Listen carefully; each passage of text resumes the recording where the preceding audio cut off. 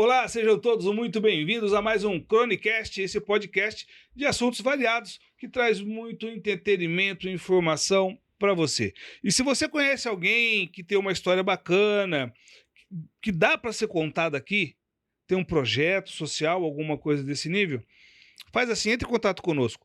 019 978 050533 019 978050533 é o telefone aqui do Chronicast, do WhatsApp, tá? É só para mensagem. Deixa o nome da pessoa, conta um pouco a história, um breve relato, e a produção vai ligar para ele, e se der tudo certo, a gente vai estar contando a história dele aqui no Chronicast. Tá certo? E se você ainda não se inscreveu, corre lá, se inscreve no canal, deixa like, aciona o sininho, comenta, compartilha, fique à vontade, você é de casa e tem toda a liberdade, tá ok? E hoje o nosso convidado, ele é técnico em edificações, formado pela Unicamp, e arquitetura urbanista, formado pela PUC em 1987. E por mais de 30 anos foi empreendedor na área de arquitetura e engenharia. Foi eleito vereador na cidade de Campinas com 3.014 votos. Está em seu primeiro mandato, é isso? Perfeito, Barbosa. Primeiro mandato. Foi o primeiro vereador eleito pelo Partido Novo na cidade de Campinas. Né? Em seus 2 primeiros anos de mandato, participou de 5 comissões e presidiu 5 delas. As que ele presidiram: Frente Parlamentar de Legislação Urbana, Comissão de Ciência e Tecnologia, Comissão de Desburocratização, Comissão de Revogação de Leis Obsoletas, nem sabia que isso existia, e o mais, para mim, mais importante, né, que foi a CPI que investigou a corrupção dos contratos terceirizados na Câmara Municipal, nasceu no dia 30 de 6 de 63, é de Campinas? Nasci em Bebedouro e vim com 5 anos. É, tá igual eu, também nasci em Ribeirão Preto, vim para cá com o ano de idade, tô aqui até hoje. Né? Hoje eu tenho a honra de conversar com o vereador pelo Partido Novo, vereador Paulo Gaspar. Seja bem-vindo ao Chronicast. Uma honra estar aqui com você. Obrigado pelo convite, Barbosa, todos aí que nos assistem. E, como você disse, né, 55 anos aqui morando em Campinas, então sou campineiro de coração, né? E resolvi aí entrar na política e cansei, né, de ser mais um reclamando. Eu que tenho bastante, viu, vereador? Ixi, como tem. Inclusive esse que vos fala. Mas nos conte um pouco sobre quem é o Paulo Gaspar. Ah, eu sou um arquiteto, casado com a Gisela Pulpo, 60 anos de idade, moro em Campinas, no bairro Cambuí recentemente, a vida toda morei no centro, né? E resolvi aí sair da indignação para ação. Fui convidado pelo Partido Novo em 2019 para entrar para o time, né? Mas jamais esperava ser eleito. E aí deu zebra, eu fui o único vereador Meu que Deus, ele é entrei. ótimo. Realmente não esperava, foi uma surpresa. E estamos aí.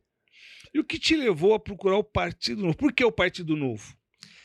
E, na verdade, eu fui procurado, eu jamais quis, apesar de a partir de 2015, eu começar a me interessar por política e começar a militar aí nos movimentos de rua, a partir de 2015, que foi quando eu comecei a ingressar.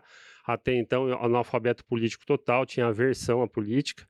E desses 4 anos, até 2019, eu fui um ativista, fui um cidadão indignado, que saiu das ruas, depois eu fui para dentro da Câmara Municipal e comecei a acompanhar as pautas das reuniões e questionar os vereadores.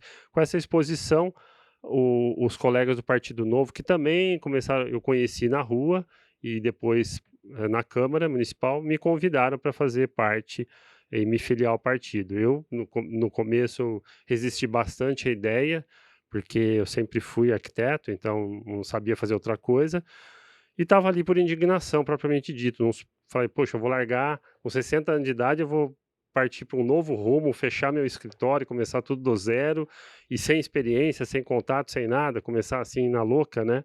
É uma coisa assim impensável, né? E tem a esposa, né? Tem a família, tem tudo isso, que não depende só de você, né? Mas aí eu falei, tá bom, eu vou entrar porque eu acho que essa minha influência, todos nós influenciamos de alguma forma as pessoas, né, ao nosso redor, pode ajudar o time, né, o time do Partido Novo. Então eu sabia que ia entrar um ou dois talvez, mas jamais esperava que fosse eu. O Partido Novo tem só um vereador, ou dois. Foi a primeira eleição que nós participamos, entrou só um. apesar de que foi por pouco que nós não fizemos 2 cadeiras. Uma cadeira já é meio milagre, você fala assim: "Mas como assim? Por que milagre?" Porque o Partido Novo, ninguém conhece praticamente, é o Partido Novo que nasceu em 2015. Teve uma projeção nacional em 2018 com o João Amoedo, candidato à presidência, elegemos o governador Zema, mais 8 deputados federais e 2 estaduais. Foi um fenômeno, foi uma coisa inexplicável, assim, do dia para a noite, bum! E aí o partido achava que ia continuar na mesma tocada, só que não, né. Aí 2020 a gente achava que ia eleger, 3, 4 vereador, 5, só que foi só um mas a gente teve mais de 20.000 votos em Campinas, sendo que o quociente para fazer uma cadeira era aproximadamente 14, 15.000 votos. Teoricamente, precisaria de 28 para fazer 2 cadeiras, só que não, né, tem um cálculo meio complexo que eu não sei explicar, mas que faltou acho que coisa de 2.000 votos para a gente entrar nas sobras lá, aquele negócio para fazer 2 cadeiras, então foi bem bacana. Agora, próxima eleição a gente não sabe como é que vai ser. Tá certo. Eu tenho certeza que com isso só cresceu o Partido Novo, acho que não só em Campinas, como em todo o Brasil. A saída do Amoedo foi um choque para o partido? Cara, depende, porque o partido ele tem muitas opiniões diferentes, né. Então eu fui um cara que apoiou o Amoedo do começo até quando ele foi convidado para ser o candidato pela segunda vez e rejeitou. A partir daí eu falei assim: "Não, não dá mais para apoiar o Amoedo". Porque se você está no partido, ou você tem convicção que você quer lutar pelo time ou não. Quando ele começou ele jogou o personalismo dele acima do partido, ou seja: "Ah, não vou porque eu não tenho 100% de apoio". Não existe 100% de apoio em nenhum lugar do mundo, em qualquer Ninguém é coisa que você 100%, faça. né? Até, política é a arte do consenso. Então, você vai ter gente contra, gente a favor e tal. A maioria, a democracia funciona assim. Não é absolutismo, não é ditadura. Ele quer 100%. Então, eu falei, aí, para mim, ele acabou o meu apoio. Né? Foi quando ele foi convidado e rejeitou, que é uma tremenda honra. Imagina você ser convidado para representar o partido, com apoio nacional, tudo, e o cara fala: "Não quero", aí vamos atrás de outro. Para mim foi assim. Já me convidaram algumas vezes para eu ser candidato a vereador. Falei, tô fora. Não fui. Ajudo, tá? Até no bastidor a gente vai, mas eu acho assim, não é que é questão de responsabilidade. Eu vejo assim, existem dois tipos de pessoas que agem na política. Você tem aquela pessoa que é ótima para trabalhar no processo eleitoral, mas não é boa para ir para o gabinete. Eu sou uma dessas. Todo mundo me quer na luta, mas na hora do gabinete, porque o Barbosa ele é meio complicado. Não aceita coisa errada. Não quer. Ah, mas se eu entrar lá vai ser do mesmo jeito, então não vai dar certo. Então eu prefiro ficar na minha mesmo. Agora, deixa eu fazer uma pergunta para você. Dentre as comissões que você, ô senhor, Você. tá? Dentre as comissões que você presidiu, uma foi bastante destaque, que foi a CPI dos contratos terceirizados na Câmara Municipal de Campinas. Como você avalia o trabalho da comissão? Bom, eu fui o presidente, tinha mais 6 membros e ela cumpriu todo o que tinha que fazer, né. Foram 7 meses de trabalho, foram 3 meses para conseguir assinatura para as 11 mínimas necessárias para se abrir a CPI, foram 7 meses de investigação e interrogatórios, e chegamos a uma conclusão final. Todo o procedimento, foi até criticado por um membro da própria CPI, né, que é oposição por oposição sempre, né, um vereador do PT, e mas que também não faria nada diferente se fosse o presidente. Então é mais para jogar para a militância dele, né, dela, né, no caso. Mas todo o procedimento à volta que a gente teve da longa, foi porque durante os depoimentos foi citado fatos lá de 2014, então a gente teve que investigar tudo, porque se a gente fizesse uma conclusão precipitada, imediatista, só em cima dos áudios, que foi o início, a origem do processo, a gente fala: "Ah, mas e o cara falou no áudio, falou isso, falou isso, falou isso, e aconteceu em tal ano, aí vocês não investigaram?". Então a gente era obrigado a convocar todo mundo, então o processo foi demorado, mas a gente fez a lição de casa e chegamos a um veredito final. Eu acompanhei, né, todas as vezes que foi possível, Eu ia lá, ligava na TV Câmara para acompanhar os depoimentos. Eu fui até na Câmara Municipal, né? Eu quando estava ali No centro, no né? centro, isso, Bento Quirino, no Bento Teatro Quirino, Bento isso, no Quirino. Teatro Bento Quirino. E eu achei interessante que teve na época, estava entrevistando a pessoa que estava na oitiva era do Danilo Palma. Né? E ele conta justamente essa história de 2014, o que aconteceu com ele, né, em 2014, quando na época o assessor do então presidente da época pediu uma ajuda. Eu lembro que um dos vereadores falou assim: não, a gente sabe que na política a ajuda é propina. Falou: é o senhor que está falando, para mim ele pediu ajuda. Então, assim, a gente sabe que tem. Aonde você tem alguém que manda, alguém que tem poder, alguém vai tentar desvirtuar esse poder. Né? Agora, uma coisa que me chamou a atenção foi o fato de 2 investigados simplesmente não quererem comparecer à CPI. Eu acho que quem não deve não teme. Né? Um deles alegou que não iria produzir prova contra ele, então existe prova contra ele, já admitiu. Né? E a pergunta que eu quero fazer, vereador, é o seguinte: a CPI acabou, ela foi arquivada, né? E como é que fica essa situação agora junto ao Ministério Público? É importante as pessoas entenderem o que pode ser feito através de uma CPI ou através de uma CP, né? A CPI é a Comissão Parlamentar de Inquérito e a Comissão Processante, a CP, é propriamente para caçar. Então, assim, antes precisa acontecer a investigação, que é a CPI, e depois, no final, como nós fizemos no relatório, propõe a abertura de uma comissão processante. E aí é feito o direito à ampla defesa do investigado, né? O que significa isso? Bom, ele não compareceu na CPI para esclarecer os fatos, e aí ele tem a oportunidade na CP de esclarecer e se defender, né? Na CPI ele não é obrigado a comparecer, tanto é que não foi, e na comissão processante já tem esse poder de trazê-lo coercitivamente, com o direito até dele ficar em silêncio, se fosse o caso, né? Então as pessoas precisam entender que existe a esfera administrativa, que é a Câmara Municipal, que pode chegar a uma cassação de mandato, por exemplo. Você tem a esfera criminal, o judiciário, né, que é o Ministério Público, que aciona a justiça. Então, sempre os vereadores vão alegar que, ó, não temos certeza do que se foi, se não foi, e aí vamos aguardar a justiça para ver o que nós vamos fazer.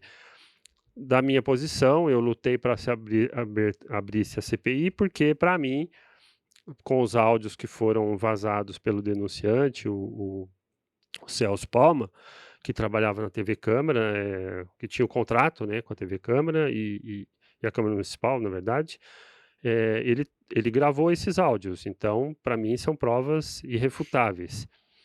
E é o suficiente. Só que a gente teve que investigar muitas outras coisas além do áudio, para não ter aquela conclusão precipitada. E aí o MP demorou demais também, porque até concluir a CPI, enterrarem a CPI na Câmara, não se havia escutado ainda o vereador Zé Carlos, só havia escutado o assessor dele, que pediu propina nos áudios, depois, posteriormente, o próprio Zé Carlos pediu, mas o Zé Carlos não tinha sido ouvido ainda, até porque ele está sendo investigado em outros processos também, além dos contratos, tem caso de rachadinha e outros. Então a gente acredita que o MP aí estava aguardando a investigação de um outro processo para poder entrar nesse, talvez pegar uma contradição, fazer a gente não sabe, né? E recentemente agora, depois de concluída a CPI e tal, é que ele foi ouvido, mas nós não tivemos acesso ao que ele falou, né? Se for na linha do assessor dele, o assessor negou que a intenção dele fosse pedir a propina e sim que fosse de investigar o denunciante, que quem assiste aqueles áudios do depoimento do advogado dele dá risada, né? Não, não dá. Pera um pouquinho. Eu vou investigar ele, mas eu vou fingir que quero corromper. E se ele aceitar, depois eu vou faço a denúncia. É. né? Ou É meio seja, ilógico isso aí, né, não?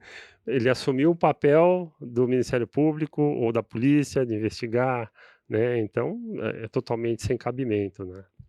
Na sua opinião, o que que faltou para que as apurações feitas pela CPI alcançassem o objetivo, que era fazer cumprir a lei, tá?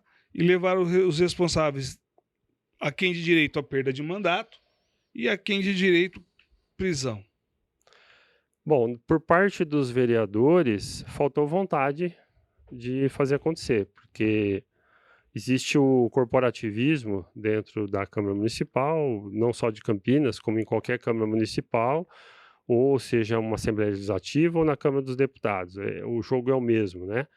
A maioria que forma a base do governo, a base governista, eles se protegem contra qualquer caso, independente se é culpado ou não. Opa, já vamos encerrar aqui porque amanhã pode ser comigo. Então, deixa para a justiça resolver. Todo mundo prefere dar uma de Pilatos e lavar as mãos, né? O que que faltou? Quais casos? Então, assim, toda CPI, então, acaba em pizza? Não.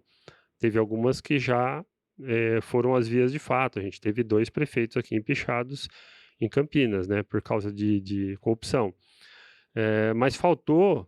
Qual a diferença desse ou daquele? Bom, aquele era um prefeito, 2 prefeitos. Esse é um vereador. Então já começa um erro muito grave na nossa democracia, que a população da cidade não se preocupa com o que acontece na Câmara Municipal, se preocupa só com Brasília. É o Xandão, é o STF, é o Senado, é o Congresso e o vereador deita e rola aqui, e ninguém acompanha a vida diária da cidade. Então é uma falha muito grande da nossa democracia, não existe participação cidadã no município, e também a imprensa, que a maioria é meia amiga, né, do prefeito, não desse prefeito, mas de todos os prefeitos, né, costuma passar um paninho, até porque depende de recursos, né, para se manter vivo, da propaganda que a própria prefeitura coloca nos jornais, na mídia, na imprensa. Então o jogo do poder é muito forte. Então faltou pressão da imprensa, faltou pressão da sociedade civil, porque quando isso acontece, a gente vê que aconteceu 2 impeachments aqui em Campinas. 8 áudios gravados contendo os pedidos de propina com a própria voz do investigado. Não foi suficiente para a abertura de uma comissão processante. Vereador, dá para a população confiar na Câmara? Voltando àquela questão da falta de participação, a gente reclama dos vereadores, mas eles foram eleitos. Sim. Quem votou neles? Eu costumo dizer o seguinte, sabe, vereador? E esse vereador que você cita são 5 mandatos. Não é um. Né? Então, e pode ser reeleito. Mas você sabe uma coisa apesar de tudo. que me chama a atenção? Eu estava conversando com um amigo. Ele falou assim, cara, não dá para você derrubar um sistema se você só troca 30%. Não dá.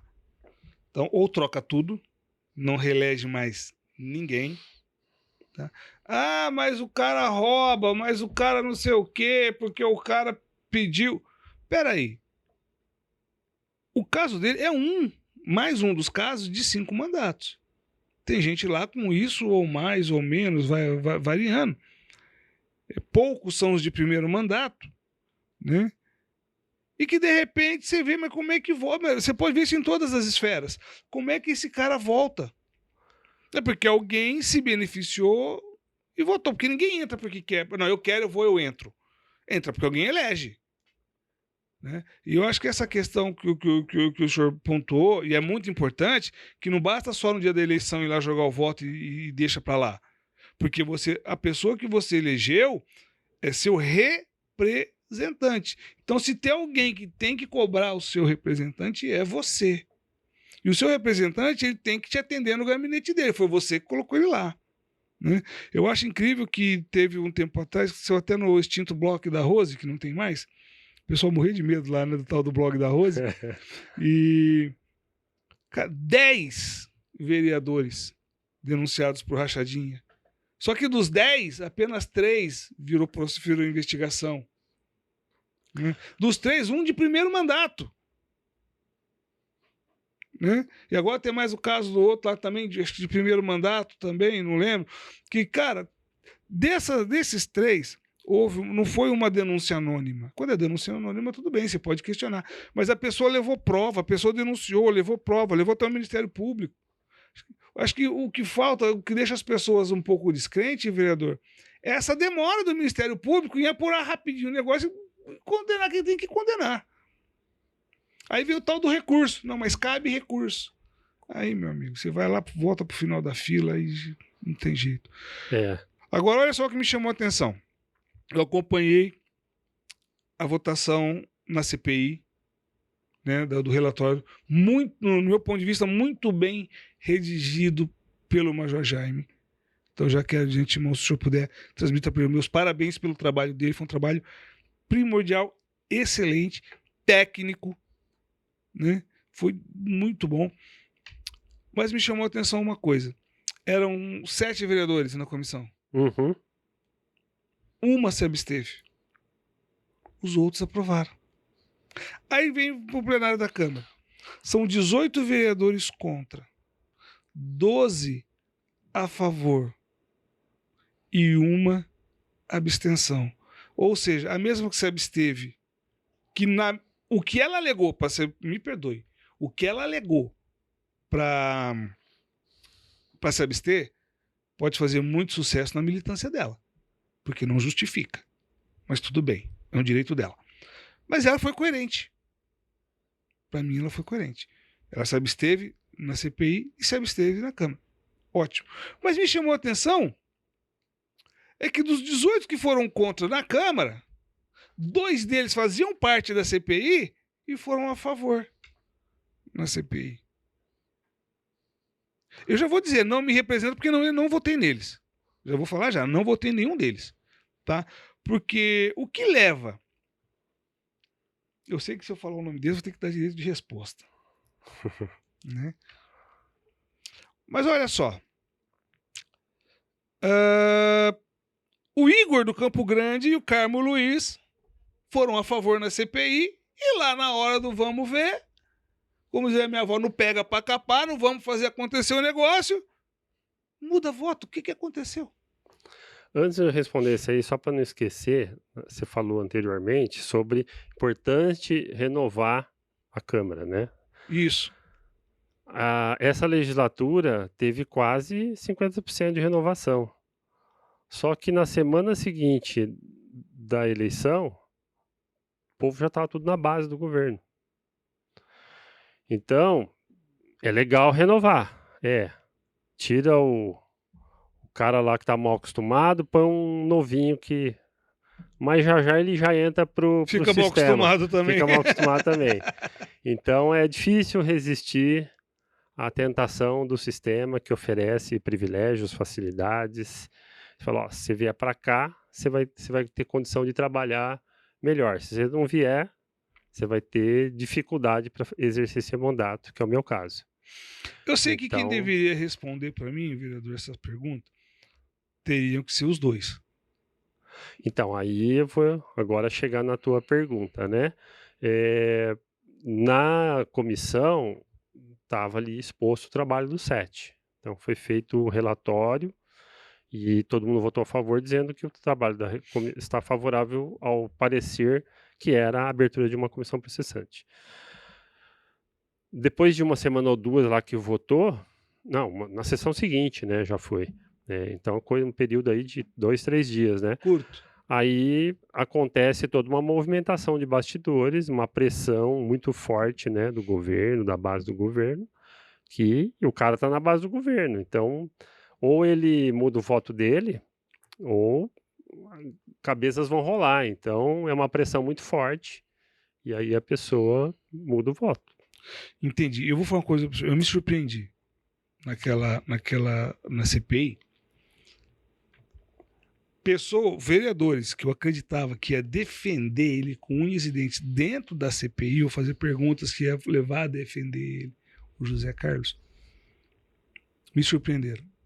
E quem eu achei que ia pra cima com unhas e dentes, que ia fazer, não sei o que tem, se abstém. Falei, gente, o mundo tá virado. Não é possível. né? Mas eu entendi. Quer dizer, existe uma pressão mesmo porque os dois são da base do governo e o Igor é do partido do prefeito. Então, quer dizer, tava na cara que os caras iam pressionar. E de antemão, por causa da fidelidade partidária, tem uma questão, pode ter sido isso. Agora, uma pergunta que eu quero Só para um ganchinho de novo, né? Uhum. É importante as pessoas entenderem que o que acontece em Campinas não está desconectado de Brasília ou da Assembleia Não, acontece Legislativa. no país todo. O sistema ele está todo amarrado, desde o município até Brasília, Um né? grande exemplo disso Então, foi a reforma ministerial. é, eu já tive votação que o deputado me ligou pedindo explicação. Então, assim, tá tudo. Se um vereador da cidade X votou o projeto não sei o quê, o senador lá liga pro cara, fala: "Ô meu, os caras estão me perguntando aqui, por que que você votou assim?" Então, as pessoas precisam entender que não está desconectado, né? E que a base, se a gente quiser mudar esse país de verdade, começa aqui no município a mudança, né? Porque quem elege o deputado, o senador, o governador, o presidente é o vereador. Você fala, mas como assim? O vereador tem tanto poder assim? Tem. Tem vereador aqui em Campinas que está aí há tantos mandatos, tem muitos cargos no governo, tem muita influência, tem muito voto, e ele influencia eleição de prefeito, de senador, de deputado e de presidente. E aí soma 1, 2, 3, 4, 5, 10, 20, 30 vereadores, ex-vereadores, né? Esses caras mandam no Brasil. Então, cidadão brasileiro tem que participar da política municipal, acompanhar o mandato, cobrar, e falar, eu votei em você porque você falou que ia fazer isso. Você está fazendo? Enquanto não acontecer isso, e o pior, tem gente que está lá 4, 5 mandatos, o cara dá lá umas merrecas lá no bairro dele, aí você vai perguntar pro cidadão, você votou no cara? Votei. Mas você viu o que ele fez? Não importa, ele está aqui no meu bairro me ajudando. Então é difícil você colocar na cabeça do cidadão se vale a pena ele continuar votando naquele cidadão, apesar de, não, mas todo mundo faz isso. Só que ele está aqui no meu bairro me ajudando. Então, como que a gente quebra essas barreiras? Deve ficar difícil. E como o senhor avalia a conduta dos irmãos Danilo e Celso Palma na questão da denúncia que levou à abertura da CPI? Eles foram de muita coragem, né? Uma coragem que é um exemplo, né, para todos nós brasileiros, de um cidadão que, primeiro o Celso, que teve a ação, né, de gravar os áudios, né? De uma coragem tremenda e de um dever cívico tremendo. O cara colocou a vida dele, né, em risco, a carreira, a reputação, tudo. Quer dizer, você não sabe o desdobramento, você não sabe com quem você está mexendo, você não sabe até onde vai aquilo, né? Você pegou, puxou um fiozinho ali, né? A gente investigou até lá 2014 e tal, mas com certeza a gente só não teve provas nesse processo todo de muito mais coisa porque o tempo, naquela época não tinha câmera, não tinha prova digital, não tinha zap, não tinha nada. Hoje já tem.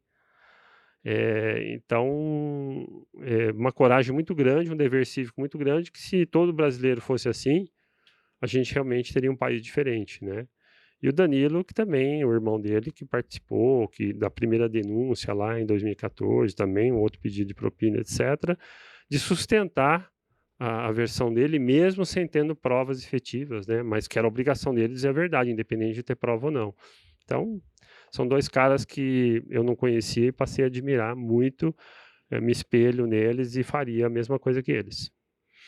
Eu acho interessante quando o senhor fala da população, que a população é muito isso, né? Eu não gosto de política, não discuto política, só que dentro da casa dele existe política.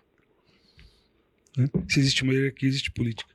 Bom, baseado nos recentemente houve mais uma tentativa de abertura de comissão processante num caso de rachadinha. Bom, mas o senhor já respondeu, eles vão acabar se blindando, né? Baseado nos acontecimentos na Câmara Municipal, como a população de Campinas pode confiar em seus vereadores e como fica a reputação da Câmara diante desse cenário totalmente corporativista?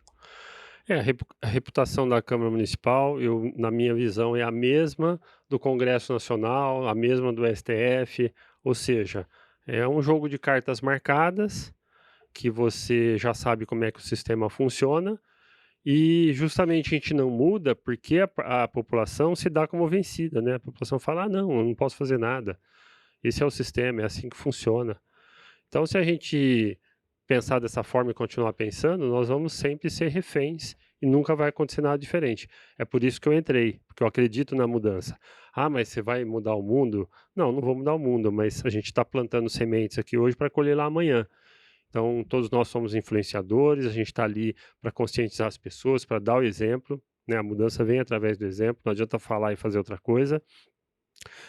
Então, a imagem da Câmara é tão negativa quanto o Congresso Nacional, ou seja, a gente sabe, como falei, está tudo Interligado. interligado, e a gente só vai mudar isso quando o cidadão mudar de atitude. Então, a Câmara é o reflexo do povo, o Congresso é o reflexo do povo. Ah, o Congresso é corrupto, a Câmara é corrupta, o povo é corrupto, o povo elege corrupto, o povo vende voto por R$ 50, por cesta básica, o povo fecha os olhos para a corrupção porque o cara está ajudando no bairro dela. Então é uma hipocrisia, que é a melhor palavra para definir, que todo mundo faz de conta que não está vendo, que não sabe, porque é melhor para mim. Então, se a gente não olhar com olhar cívico e com o direito da maioria e dos outros e da consciência cidadã acima dos meus interesses individuais, isso vale para o cidadão, para o vereador, para o deputado, nós não vamos mudar o país. Então, por isso que o Brasil é um atraso desde sempre, ah, porque se a gente comparar com o Japão, ou com uma Suíça, ou com uma Suécia, você vai ver que a diferença é a mentalidade do povo, que tem aquela fiscalização diária, participação, conscientização. Você vê o cara jogando papel na rua, você vai lá e cobra do cara, né? Então isso começa nos mínimos detalhes e aí vai refletir na Câmara e no Congresso. Então hoje, infelizmente, a Câmara vai muito mal. Ou seja, a mudança da política no Brasil começa primeiro em nós. Exatamente, ela é só um espelho do que somos nós, né? É verdade. Bom, pessoal, tive aqui o prazer de conversar com o vereador Paulo Gaspar. Vereador, meu, muito obrigado pelo seu tempo. Quero agradecer demais, tá? E que Deus abençoe muito o seu mandato. Continue na luta. O senhor não está sozinho. Eu acho que a partir daí muita gente vai começar a se identificar. Eu acho que isso que é o mais importante.